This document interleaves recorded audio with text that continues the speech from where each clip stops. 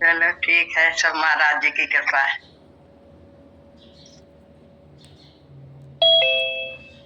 श्री राम।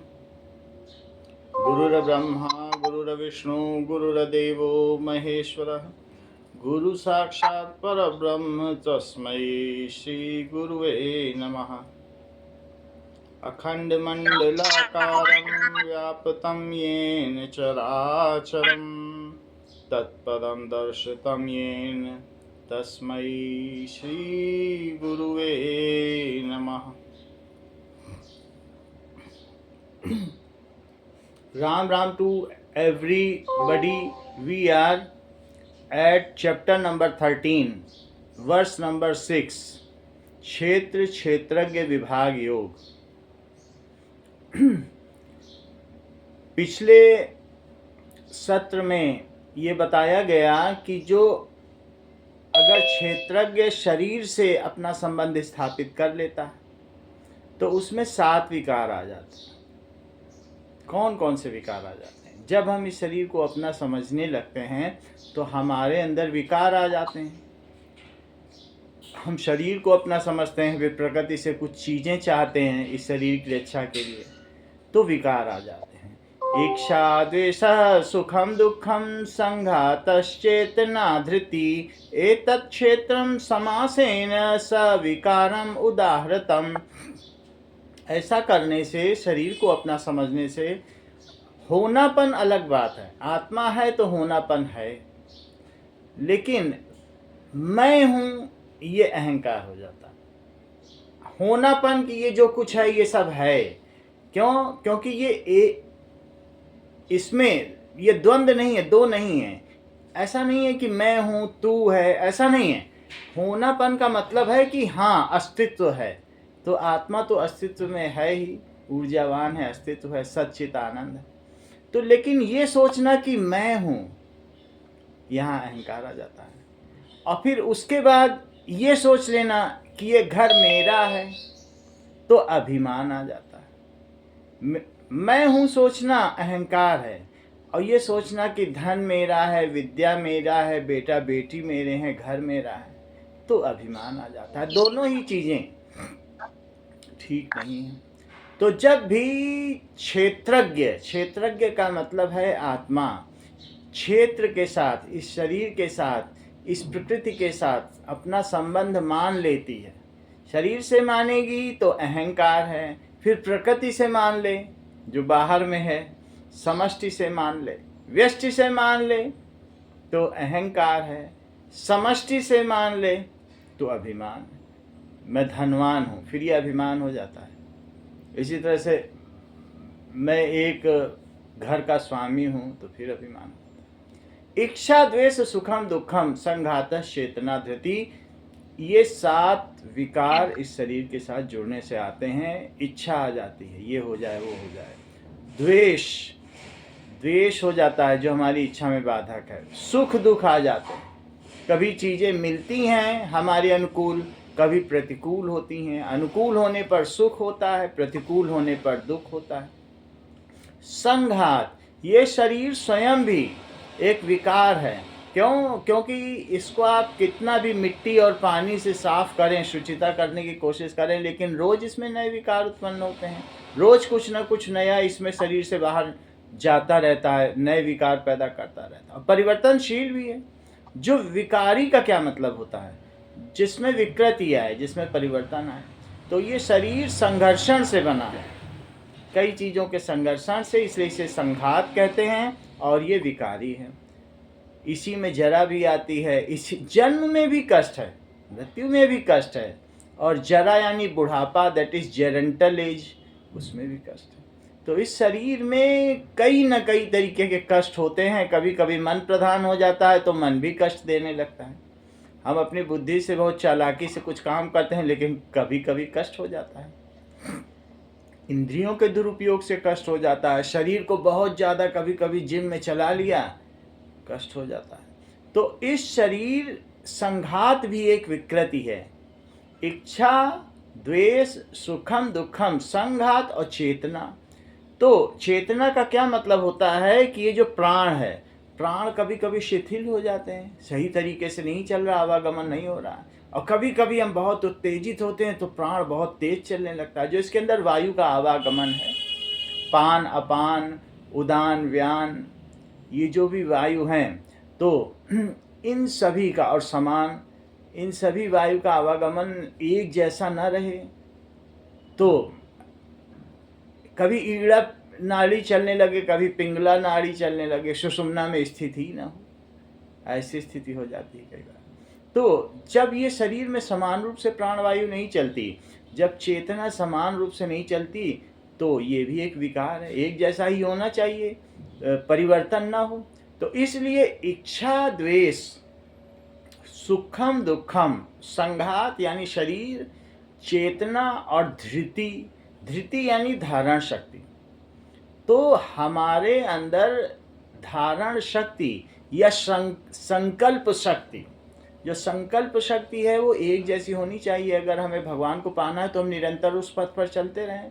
लेकिन कभी कभी हमारे अंदर ये जो तीनों गुण हैं, सात्विक गुण बहुत होते हैं, तो मन करता है नहीं आज एकादशी है, तो आज कौन सी एकादशी है, तो आज हमें बहुत दान देना चाहिए, आज ये मुख्य पर्व है तो हमें दान देना चाहिए, ऐसा व्रत रखना चाहिए, अब बहुत लोगों का कल्याण करना चाहिए। सात्विकी धृति आने पर कुछ अलग प्रकार के संकल्प होते हैं। कभी कभी क्रोध आता है तो तामसी धृति आ जाती है। धृति का मतलब धारणा शक्ति, जो हम धारण करते हैं कोई भी शरीर में, जो संकल्प करते हैं, व्यक्ति को संकल्प रहित होना चाहिए। अपनी कोई 5 वर्षीय या 10 वर्षीय योजना नहीं होनी चाहिए, क्योंकि हमारे कल का क्या भरोसा। तो ऐसे में बस अपना प्रयत्न करते रहें। और हमको यहाँ ठेकेदार बनकर नहीं आए हैं कि ये कर लेंगे वो कर लेंगे। क्या अपना संकल्प कभी पूरा होता भी है? संकल्प रखना भी एक विकृति ही है, इसलिए यहाँ धृति को विकृति बताया गया है। संघातस चेतना धृति, किसी भी धारण शक्ति का या किसी भी ठेकेदारी का मन में संकल्प रख कर साधक न चले। बस हाँ, जितना हो सकता है अपने से बन पड़ता है उतना करे। तो कभी सात्विकी धृति आ जाती है, सात्विकी धारणा शक्ति आ जाती है, और कभी कभी राजसी आ जाती है कि चलो बहुत आराम करते हैं, बहुत सुख भोगते हैं, ऐसा करते हैं, अच्छे अच्छे जेवर पहनते हैं, बहुत तैयार होते हैं। तो आराम की जब वृत्ति आए, तो ऐसे आलस्य की वृत्ति आए तो वो राजसी हुई। और किसी को कष्ट देने की वृत्ति आ जाए, उसका चलो अच्छा ही हुआ, बुरा हुआ, बहुत ऐसा करता था वैसा करता था, देखो अच्छा हो गया, कष्ट हो गया उसके साथ। तो जो हम करते हैं, अगर हम सत्य के मार्ग पर चलते हैं, भगवान के मार्ग पर चलते हैं, तो वास्तव में वो गुरु की संकल्प शक्ति से चलते हैं। वो हमारी संकल्प शक्ति नहीं होती है, गुरु का संकल्प होता है। गुरु हाथ रखता है, हाँ ये मेरा शिष्य है, उसकी शक्ति से हम आगे बढ़ते चले जाते। अगर गुरु मिलता है तो वो भगवान की कृपा से मिलता है। जैसे हमारा भगवान की ओर रुझान है, हमारे बहुत अच्छे कर्म हमने किए हैं, तो भगवान की ओर जब हम बढ़ते हैं तो भगवान की कृपा से गुरु मिलता है, और गुरु की कृपा से भगवान मिलते हैं। तो वास्तव में जो माध्यम है वो भी प्रभु स्वरूप ही है। तो भगवान सीधा न मिलके एक माध्यम बना देते हैं, भाई आप मदद ले लो। ऐसे अपने आप पढ़ने से कितने लोग वैज्ञानिक हो गए, कितने टीचर हुए, तो कोई टीचर की योग्यता की आवश्यकता होती है, तो वो भगवान ही हमें गुरु से मिलाते हैं। अगर गुरु मिला है तो भगवान का धन्यवाद दें, और भगवान मिले हैं तो गुरु का धन्यवाद दें, दोनों एक ही स्वरूप है। भगवान स्वयं ही आ जाते हैं हमको अपने मार्ग पर चढ़ाने के लिए, कल्याण के लिए। सुहृदम सर्वभूतानां, क्योंकि वो सबके सुहृद हैं। तो यहाँ बात बताई गई है कि जो क्षेत्रज्ञ है, इस क्षेत्र को या इस शरीर को जानने वाले को क्षेत्रज्ञ कहते हैं, वो आत्मा है। लेकिन अगर वही आत्मा इस शरीर के साथ, इस जीव, ये जो जीव में है उपस्थित, इसलिए इसे जीवात्मा कहते हैं, और जो सब जगह उपस्थित है, जो परम में उपस्थित है, उसे परमात्मा कहते हैं। अब जो जीवात्मा है वो, उसे जीवात्मा इसलिए कहा गया है क्योंकि उसने इस शरीर से संबंध जोड़ा है। अगर शरीर से संबंध टूट जाए तो वही परमात्मा है, क्योंकि नित्य सर्वगता स्थाणु अचलो यम सनातना। ये जो आत्मा है ये इस शरीर में ही नहीं है, ये सब जगह ब्रह्मांड में ठसाठस भरी है।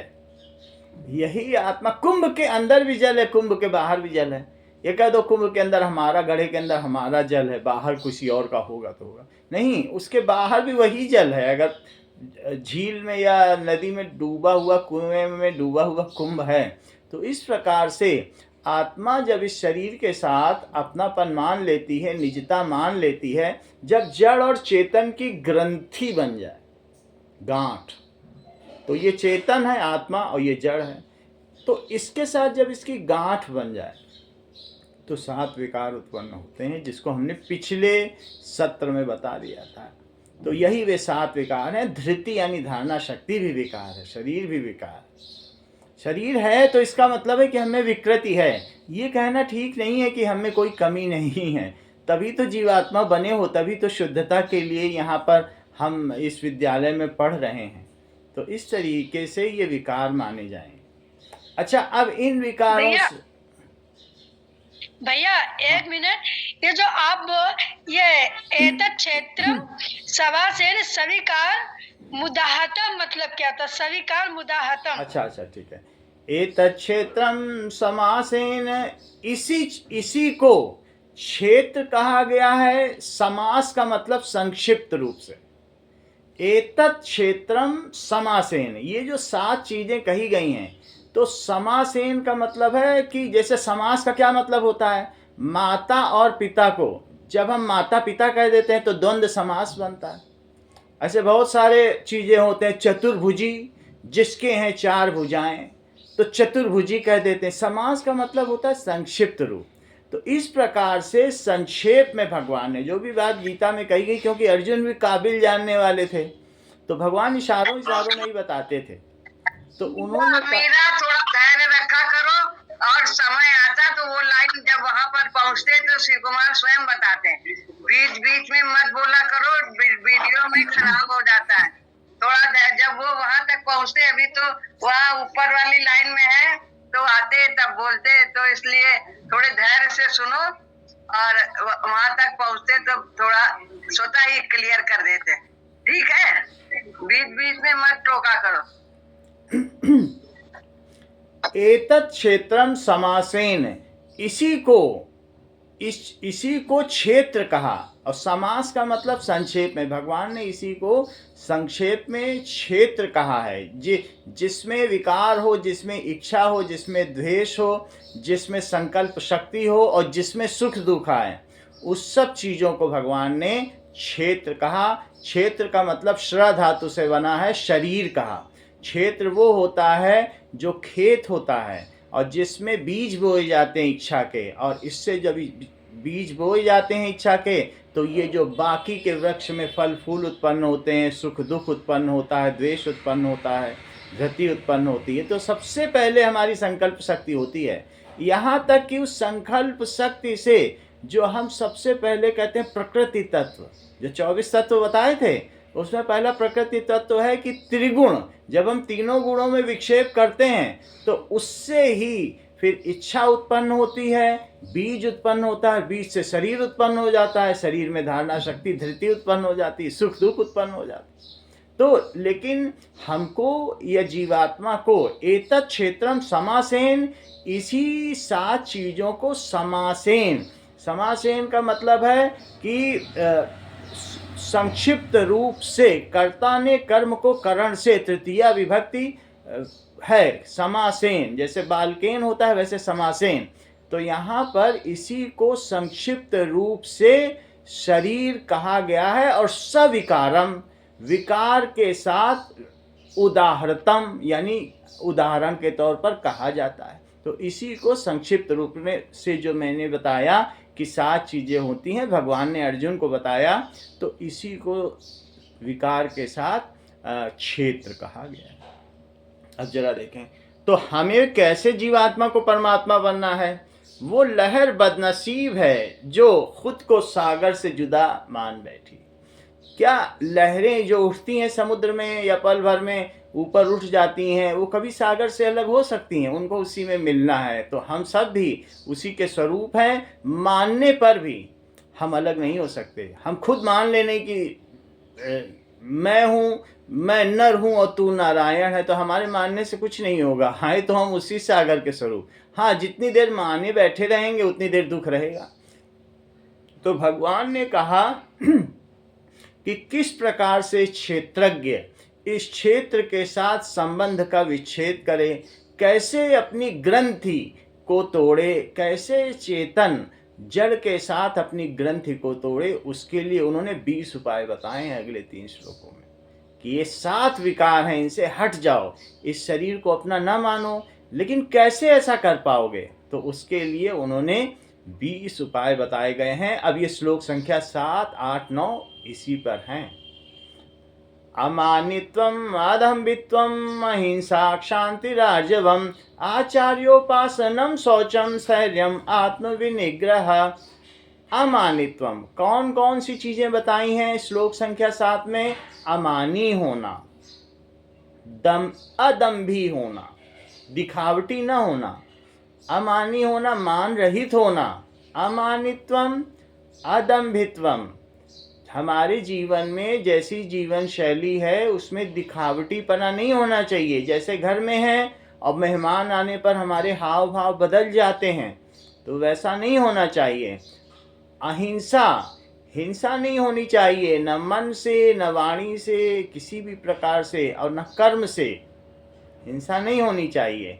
शांति, सरलता, शांति कहा गया। शांति का मतलब जीवन बहुत किस प्रकार से होना चाहिए? तो यहाँ पर बताया गया है कि अहिंसा, और उसके बाद बताई गई है शांति रार्जवम। शांति का मतलब है सहनशीलता।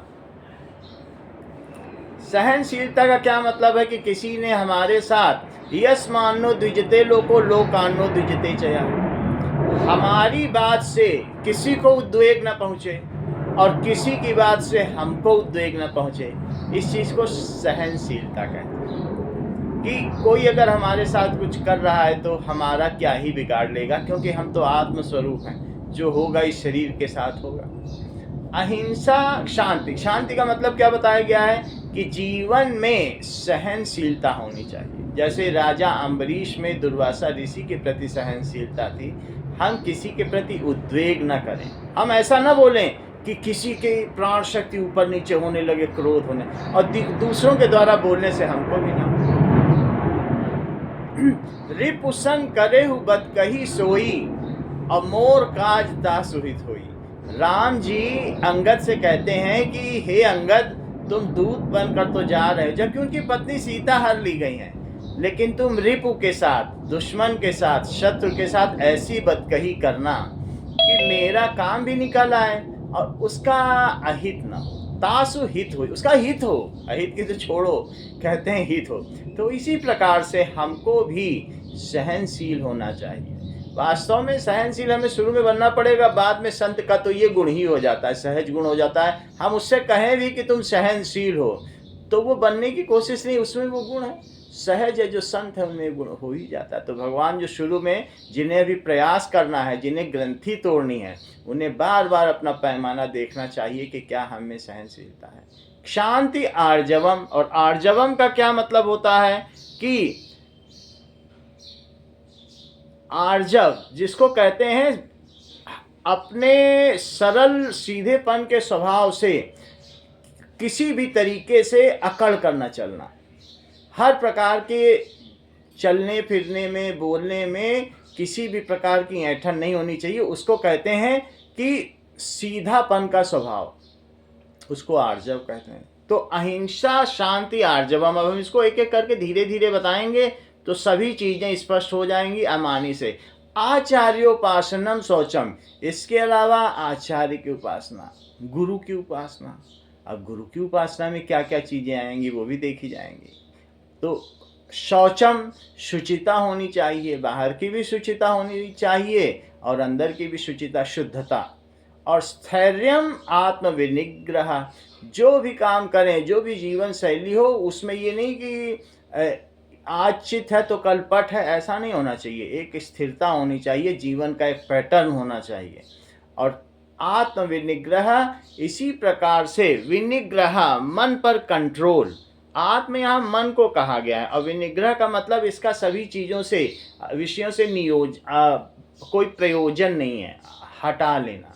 तो इसको कहते हैं विनिग्रह, आत्म विनिग्रह, आत्मा का इंद्रियों से, उनके रसों से ध्यान हटा लेना। अब हम इस श्लोक को एक एक चीज उठाकर देखते हैं। इसका अर्थ क्या है कि अपने में श्रेष्ठता का भाव न होना, अमानित्वम, दिखावटीपन न होना, अदम्भित्वम, अहिंसा होना, क्षांति आर्जवम, क्षमा और सरलता होना, आचार्योपासनम, शौचम, गुरु की सेवा करना, शौचम, भीतर बाहर से शुद्धता होना, स्थैर्यम, जीवन शैली में स्थिरता होना, आत्मविनिग्रह, और इसी तरीके का मन का वश में होना। अब ये श्लोक चलता रहेगा, आधा हुआ है, इसलिए इसका अंत में भगवान ने नहीं कहा है कि आत्मा मन का वश में होना ये ग्रंथि को तोड़ने के उपाय हैं, क्योंकि अभी ये श्लोक आगे जारी रहेगा। पहली बात समझिए, बताया गया है अमानित्वम। अमानित्वम का क्या मतलब है कि मान का अभाव होना, अपने में मानीपन का अभाव होना। मान किस वजह से आता है? हमारे में मान कई वजहों से आ सकता है। मान लो जैसे कि मान ऐसा नहीं है कि धन का ही सब चीज़ों का हो। हम कहीं पर धाम में भी हैं और हमको बड़ा ऊंचा पद मिला है, और ऐसा भी हो सकता है कि आज हमको जो है प्रवचन बोलने को मिल गया, या आज हमको वहाँ पर ध्यान करने को मिल गया, कुछ भी हो सकता है। किसी भी प्रकार से 4 आदमी के सामने हमारी बड़ाई हो गई धाम में या कहीं पर भी। सात्विक मान भी होता है, तो वो भी होता है, 4 आदमी को दिखा दिखा कर लोग दान देते हैं। तो मानित्वम का मतलब है वर्ण, आश्रम, योग्यता, किसी भी वजह से हो सकता है। हम अपने गुण की वजह से भी मान कर सकते हैं। मैं मान्य हूँ, मैं आदरणीय हूँ। यहाँ तक कि शादी ब्याह में मान्य की वजह से लड़ाई झगड़े भी हो जाते हैं। कहते हैं इन 4 लोगों को माला तो तुमने पहनाई और उनको नहीं पहनाई, वो भी तो मान्य थे, और उनके हाथ में आपने लिफाफा भी नहीं दिया, और वो बेचारे जो फूफा जी हैं वो किनारे बैठ गए जाके, वो खाना ही नहीं खा रहे हैं।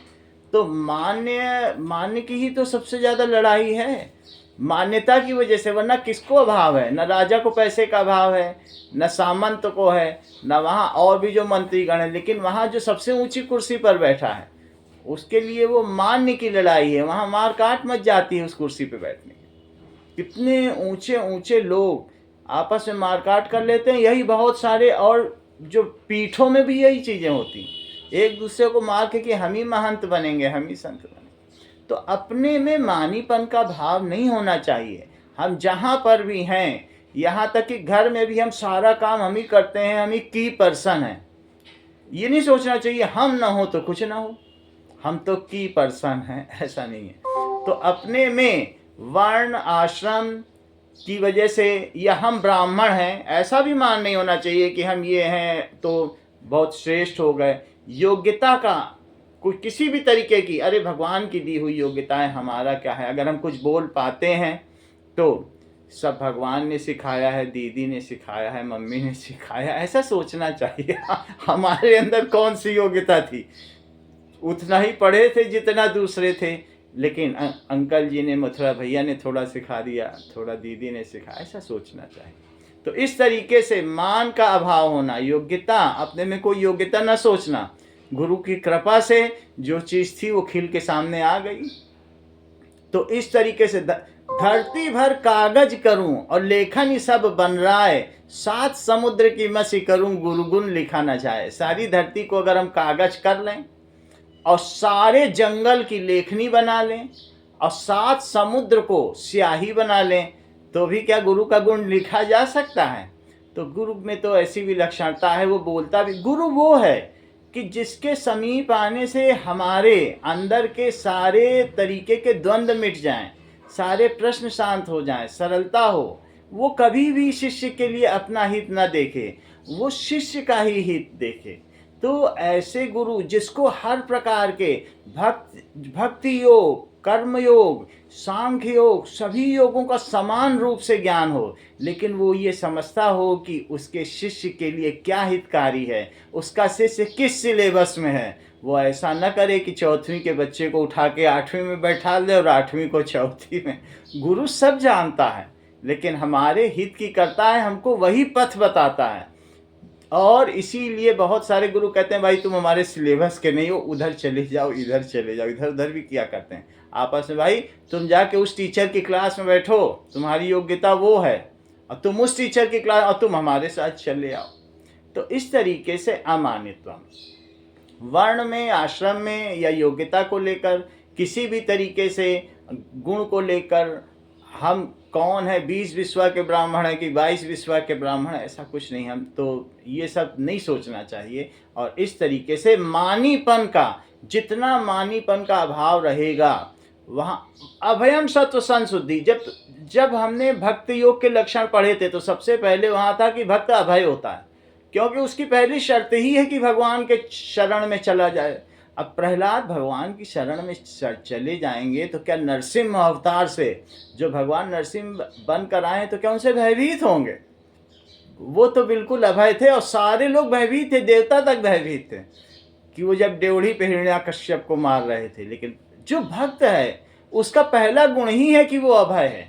लेकिन यहाँ सबसे बड़ा चैलेंज, जो ज्ञान योगी हैं उनके लिए सबसे बड़ा चैलेंज है अमानी होना। तो इसलिए यहाँ पहला वर्ड अमानी कहा है और भक्ति योग में अभय कहा है। तो दोनों का अलग अलग रास्ता है, तो दोनों के लिए अलग अलग तरीके से सिखावट भी की गई है। अमानित्व, किसी भी तरीके से साधक में मानीपन का अभाव नहीं होना चाहिए। वो ऐसे लोगों का संग करे जहाँ पर उसके मान को, चापलूसी को बढ़ावा न दिया जाए, बल्कि उसमें उसे ये आ जाए, ऐसे लोगों के साथ बैठे कि ये कितने अच्छे हैं, ऐसे भाव आए। तो वहाँ पर सत्संग में हम जब बैठते हैं तो इस प्रकार के भाव आते हैं, और हमें भी ऐसे ही सत्संग को बढ़ावा दिया जाना चाहिए। अगर किसी की बड़ाई की भी जाती है तो उसको बढ़ाने के लिए करना चाहिए। कभी छोटे वाले भी लोग कोई बहुत अच्छा बोल देते हैं, अरे तुम तो कितना अच्छा करते हो, उसको बढ़ाने के लिए करना चाहिए, चापलूसी नहीं होना चाहिए, ऐसा होता। और गोस्वामी तुलसीदास जी तो कहते हैं सबहि मानप्रद आप हुआ मानी। तो उन्होंने तो शुरू में जब पहला बालकांड लिखना शुरू किया है तो उन्होंने ये भी लिख दिया है कि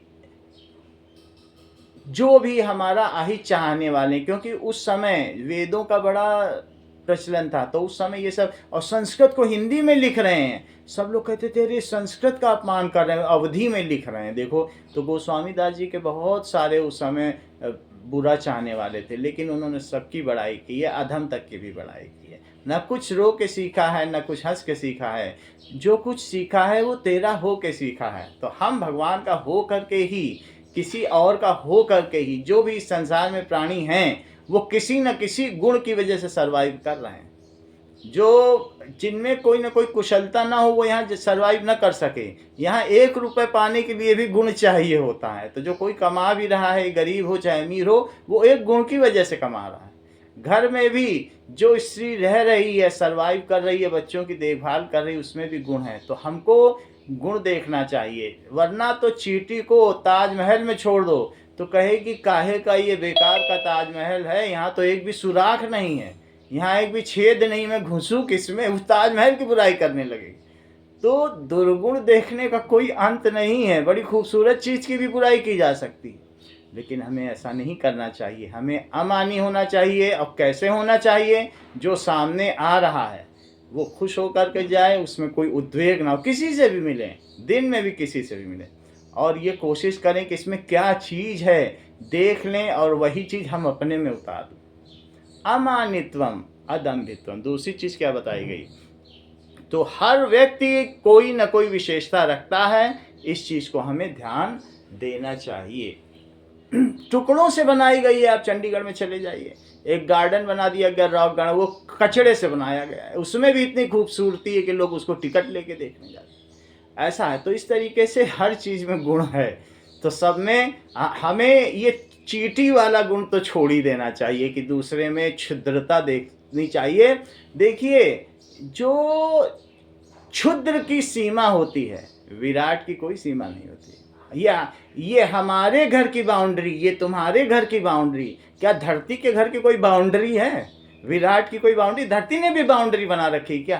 क्या ब्रह्मांड ने भी कोई बाउंड्री बना रखी? उनकी कोई दीवार नहीं। क्षुद्र की सीमा होती, जो जितना छोटे से छोटा है वो अपनी बाउंड्री पे लड़ बैठेगा, लेकिन जो विराट है क्या वो लड़ने आएगा? नहीं लड़ने आएगा। तो इस तरीके से हमको अगर बड़ा होना है तो यहाँ पर दो मेथड बताए गए हैं अमानित्वम के लिए।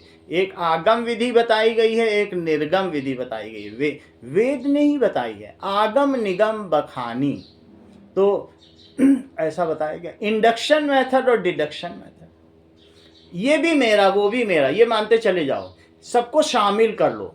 ये पूरी सत्संग मंडली मैं ही हूँ, क्योंकि जो मेरे अंदर आत्मा है, इसके अलावा पूरा कानपुर मैं ही हूँ, फिर पूरा यूपी में ही हूँ। जो हो रहा है उसमें द्वंद्वता मत लाओ, सब कुछ मैं, यहाँ तक कि अब पूरा भारत में ही हूँ और फिर पूरा विश्व में ही हूँ और पूरा ब्रह्मांड में ही हूँ। जब सबको शामिल करते चले जाते हैं तो ऐसी स्थिति में इसको इंडक्शन आगम विधि कहते हैं। ऐसा करके भी अहम को इतना बढ़ा दो कि ये सीमा रहित हो जाए। इस विधि को आगम विधि कहते हैं। इससे भी परमात्मा में जुड़ा जा सकता है। कहीं भी कुछ भी हो रहा है, अरे ये तो मुझ में ही हो गया, इंडोनेशिया में मरे, मुझे ही दुख हो, अरे मेरे में ही हुआ।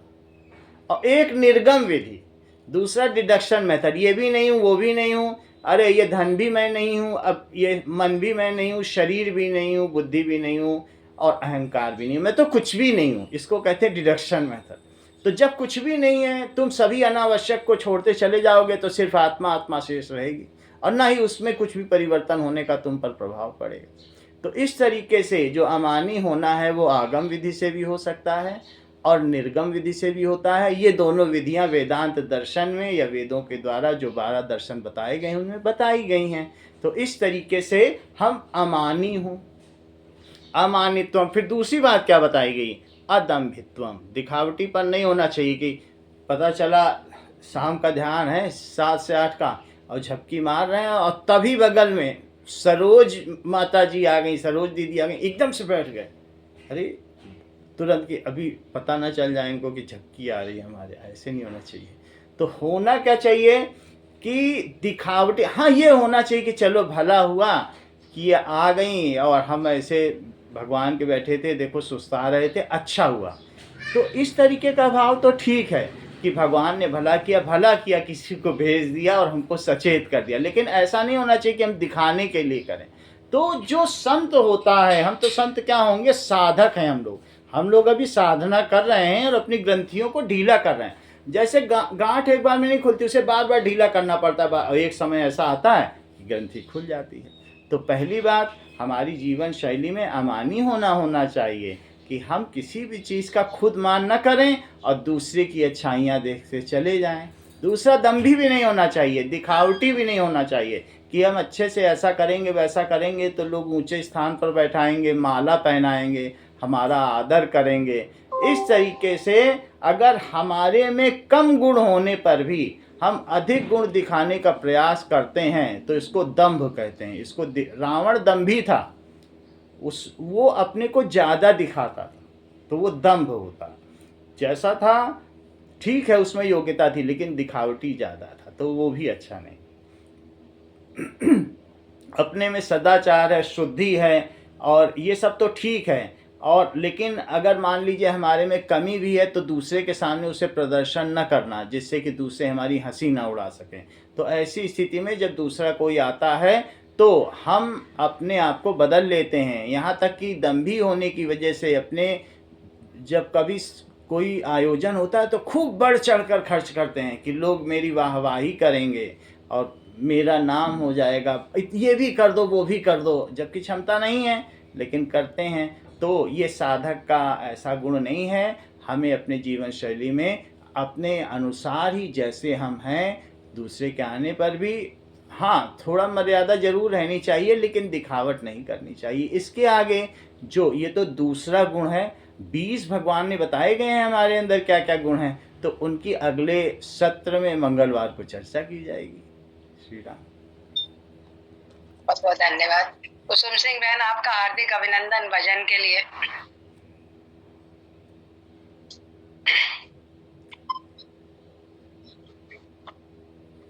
राम राम, बहुत बढ़िया बेटा बोला, बहुत अच्छे से कुमार बेटा, बहुत सुंदर, कितना सरलता से समझाते मेरे भैया। दीदी राम राम, चरण पर सबको राम राम। दीदी बड़ा अच्छा लगा, दीदी जुड़ जाती है, कितनी खुशी होती है। श्री राम। मुझे अपनी शरण में ले लो राम, ले लो राम। मुझे अपनी शरण में ले लो राम, ले लो राम। लोचन मन में जगह न हो यदि जुगल चरण में ले लो राम, जुगल चरण में ले लो राम। मुझे अपनी शरण में ले लो राम, ले लो राम। राम तुम्हारे जगमग जग में, जगमग मेरे पाँव पड़ते हैं।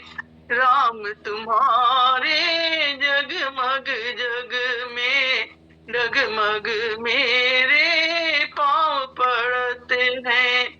गिरने लगूं तो बाह पकड़ लो, गिर जाऊं तो उठा लो राम, गिर जाऊं तो उठा लो राम। मुझे अपनी शरण में ले लो राम, ले लो राम।